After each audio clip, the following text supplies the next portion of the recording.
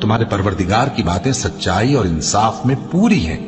उसकी बातों को कोई बदलने वाला नहीं, और वो सुनता है, जानता है। और अक्सर लोग जो जमीन पर आबाद हैं गुमराह हैं। अगर तुम उनका कहा मान लोगे तो वो तुम्हें अल्लाह का रास्ता भुला देंगे।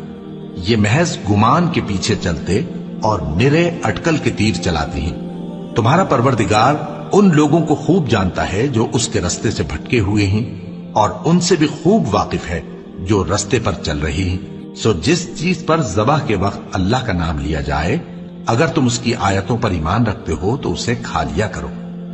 और सबब क्या है कि जिस चीज पर अल्लाह का नाम लिया जाए तुम उसे न खाओ? हालांकि जो चीजें उसने तुम्हारे लिए हराम ठहरा दी हैं वो एक एक करके बयान कर दी हैं। बेशक उनको नहीं खाना चाहिए मगर उस सूरत में कि उनके खाने के लिए नाचार हो जाओ। और बहुत से लोग बेसमझे बूझे अपने